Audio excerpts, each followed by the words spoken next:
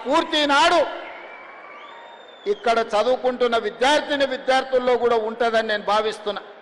అందుకే మిత్రులారా, ప్రభుత్వ పాఠశాలలంటే అనాథలు చదువుకునేదో, ఆర్థికంగా చితికిపోయిన వాళ్ళు చదువుకునేదో అనే ఆలోచన నుండి అద్భుతమైన విద్యను, మట్టిలో మాణిక్యాలను వెలికి తీయడానికే ఈనాడు ప్రభుత్వ పాఠశాలల్ని ఈరోజు మనము పునరుద్ధరించడమే కాకుండా అద్భుతమైన ప్రయోగశాలలుగా మారుస్తున్నాం.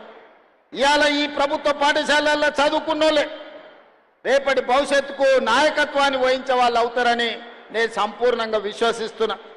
ఈ సందర్భంగా ఇక్కడికి వచ్చిన విద్యార్థులకు ఈరోజు ఈ వేదిక మీద ఎవరినైనా చూడండి, నేను కూడా ప్రభుత్వ పాఠశాలలనే చదువుకున్నా, మీలాగనే గ్రామీణ ప్రాంతంలో చదువుకున్నా. మీకు చెప్పినట్టే మామూలు టీచర్లు మా ఊర్లో చదువు చెప్పారు. 1వ తరగతి నుండి 5వ తరగతికి మా ఊర్లో చదువు ఉంటే మేము 6వ తరగతి చదవాలంటే 6 కిలోమీటర్లు అవుతానా కొండారెడ్డిపల్లి అని మా సొంత గ్రామం నుంచి 6 కిలోమీటర్ల దూరాన ఉన్న తాండ్రా అనే విలేజ్కి వెళ్ళి మేము చదువుకునేది. ఈనాటికి ఆనాటికి మేము ఉదయము పాఠశాలకు నడుచుకుంటూ వెళ్ళి చదువుకొని సాయంత్రం మళ్ళీ 6 కిలోమీటర్లు నడుచుకుంటూ వచ్చేది. మా కుటుంబంలో ఆర్థికంగా ఉన్న విద్యా అవకాశాలు లేకపోవడం, సొంత గ్రామంలో 5వ తరగతి వరకు ఉండడం వల్ల 6వ తరగతి చదవాలంటే కూడా పక్క గ్రామానికి వెళ్ళి చదువుకునే పరిస్థితులు. అయినా చదువు వదలకుండా చదువుకున్నాం, పట్టభద్రులమైనాం. ఈనాడు తెలంగాణ రాష్ట్రానికి ముఖ్యమంత్రిగా అయినంటే ప్రభుత్వ పాఠశాలల్లో చదువుకున్న నేను 17 సంవత్సరాలు తిరగకంటే ముందే రాజకీయాలలో ముఖ్యమంత్రి స్థాయికి ఎదిగిన. ఈరోజు కేశవరావు గారు, లేకపోతే ఈ వేదిక మీద ఉన్న పెద్దలందరూ అక్నూరు మురళీ గారితో సహా మొదలు పెడితే డాక్టర్ మర్రి చెన్నారెడ్డి, జైపాల్ రెడ్డి గారిని, ఇలాంటి వాళ్ళను కూడా తీసుకుంటే ప్రభుత్వ పాఠశాలల్లో చదువుకొని వచ్చిన వాళ్ళు. ఈ దేశ ప్రధానమంత్రిగా పనిచేసిన పివి నరసింహారావు గారు కూడా ప్రభుత్వ పాఠశాలల్లోనే చదువుకున్నాడు. అందుకే విద్యార్థులారా, ప్రభుత్వ పాఠశాలల్లో చదువుకుంటే చిన్నతనం కాదు, ప్రభుత్వ పాఠశాలల్లో చదువుకుంటే ఐఏఎస్లు ఐపీఎస్లే కాదు, ఈ దేశానికి ప్రధానమంత్రి కావచ్చు, తెలంగాణ రాష్ట్రానికి ముఖ్యమంత్రి కావచ్చు అని మీ కళ్ళ ముందరనే ఉదాహరణలు ఉన్నాయి. మీరు చదువుకోండి. మన భవిష్యత్తును ఇంట్లో, భూములో, లేకపోతే ప్రభుత్వం అందించే సంక్షేమ పథకాలు మన భవిష్యత్తును మార్చవు. అవి బ్రతకడానికి మాత్రమే ఉపయోగపడతాయి. మన భవిష్యత్తులు మారాలి, మన తలరాతలు మారాలి, మన తల్లిదండ్రుల ఆత్మ గౌరవంతో తలెత్తుకొని మన గ్రామంలో, మన జిల్లాలో తిరగాలి అనంటే విద్యలో రాణించాలి. ఐఏఎస్లు ఐపీఎస్లు కావాలి, డాక్టర్లు, లాయర్లు, ఇంజనీర్లు కావాలి. ఈ దేశానికి నాయకత్వం అందించే నాయకులు కావాలి. అలా తయారైనప్పుడే మన ఊరికి, మన ప్రాంతానికి, మన రాష్ట్రానికి వన్నె వస్తుంది, పేరు వస్తుంది. అందుకే మిత్రులారా, ఎవరెన్ని మాట్లాడినా, ఎవరెన్ని విమర్శలు చేసినా, ఈనాడు విద్యాశాఖను ప్రక్షాళన చేసి విధ్వంసమైన విద్యా వ్యవస్థను వికాసం వైపు నడిపించాలి. కేజీ నుంచి పీజీ వరకు అద్భుతమైన విద్యను పేదలకు అందించాలి. విద్యనే కాదు, క్రీడలలో ప్రోత్సహించాలని ఈనాడు తెలంగాణ పబ్లిక్ స్కూల్లో నర్సరీ నుంచి 12th వరకు పెట్టుకున్నాం.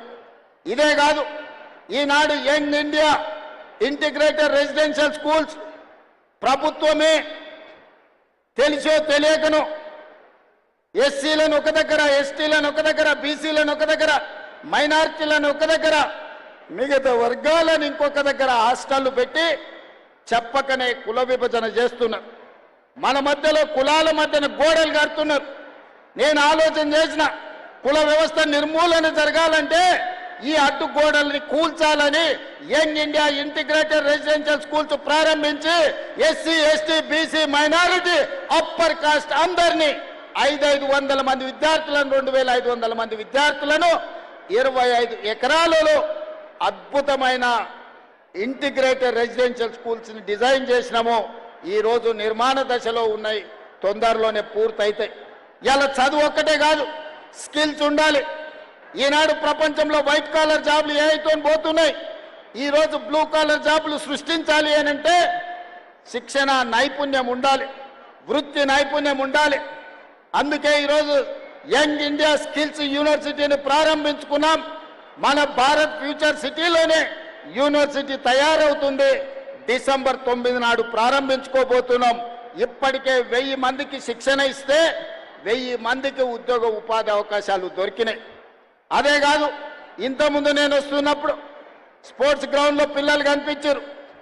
వాళ్ళని కలవడానికి వెళ్తే ఆ పిల్లల్లో ఎంత నైపుణ్యం ఉందంటే కాసేపు ఫుట్బాల్ ఆడి చూస్తే అద్భుతంగా హైదరాబాద్లో అకాడమీలో ఆడుకుంటున్న పిల్లల కంటే ఆరుట్ల గ్రామ పాఠశాలల్లో ఈరోజు ఫుట్బాల్ ఆడటమే కాకుండా ఆడపిల్లలు అక్కడ బాస్కెట్బాల్ ఆడుతూ కనిపించారు. క్రీడల్ని ప్రోత్సహించాలి. 140 కోట్ల మంది జనాభా ఉన్న మనం ఒలింపిక్స్ క్రీడల్లో ఒక్క గోల్డ్ మెడల్ కూడా తేలేకపోతున్నాం.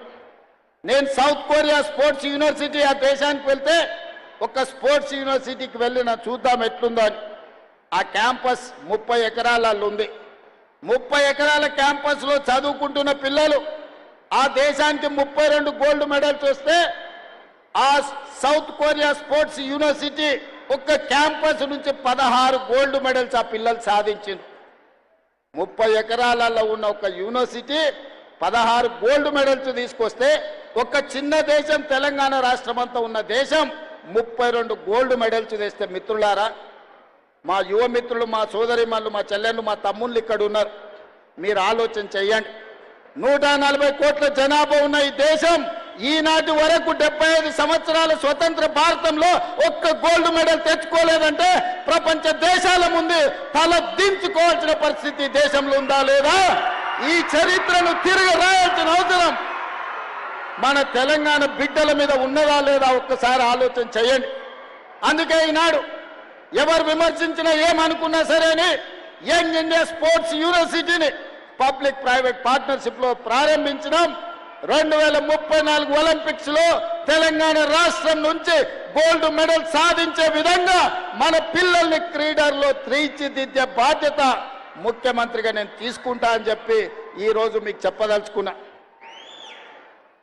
ప్రపంచ దిగ్గజం మెస్సీ ఫుట్బాల్ ఆడే వాళ్లకు నిలువెత్తు దేవుడు. ఆ మెస్సీని హైదరాబాద్ నగరానికి పిలిపించి కోట్లాది మంది క్రీడలకు పిల్లలకు స్ఫూర్తినివ్వాలి అని నేను ప్రయత్నం చేస్తే అందులో కూడా రాజకీయాలు ఎత్తికి విమర్శించే కుసంస్కారం ఉన్న వాళ్ళు ఈరోజు తెలంగాణ రాష్ట్రంలో ప్రతిపక్షంలో ఉన్నారు. ఆయన డ్రగ్స్ డాన్ కాదు, మాఫియా డాన్ కాదు, బ్యాంకులు కొల్లగొట్టాడు, ప్రాజెక్టులు కట్టి కూలగొట్టాడు, కమిషన్ల పేర్ల మీద 1000 కోట్లు కొల్లగొట్టాడు. ఫుట్బాల్ మైదానంలో అద్భుతాలు సృష్టించే మెస్సీ తెలంగాణ రాష్ట్రానికి వస్తే గర్వపడాలి. ప్రపంచ దేశాల ముందు మన ఎస్సీ ఎస్టీ మైనారిటీ హాస్టల్లో ఉండే పిల్లల్ని ఉప్పల్ స్టేడియంలోకి తీసుకెళ్లి మెస్సీతో ఫుట్బాల్ ఆడించిన ఆ ఎస్సీ ఎస్టీ బీసీల పిల్లలు స్వయంగా ఎక్కడో టీవీలో చూసే మెస్సీతోని ఉప్పల్ స్టేడియంలో వాళ్ళు ఫుట్బాల్ ఆడితే వాళ్లకు జీవితకాలం మధుర జ్ఞాపకమా కాదా ఒక్కసారి ఆలోచన చెయ్యండి. ఇవాళ క్రీడల్ని ప్రోత్సహించాలని ఒకవైపు నేను ప్రయత్నం చేస్తుంటే రాజకీయ స్వార్థంతో రేవంత్ రెడ్డి మెస్సీని వేస్తాడా అని కొంతమంది కడుపులో మసిమసి అయిపోతున్నారు. వాళ్ళు ఎంత కుళ్ళుకుంటే మనకంత మంచిది. ఆ కుళ్ళుతోనే ఇట్లాంటి కుతంత్రాలతోనే కృషించిపోయి ప్రతిపక్ష హోదా కూడా రాకుండా వాళ్ళు కొట్టుకపోతారని నేను సంపూర్ణంగా విశ్వసిస్తున్నా. అందుకే మిత్రులారా, ఈనాడు తెలంగాణ రాష్ట్రంలో ఆరుట్లో ఒక రోల్ మోడల్గా ఉండాలి.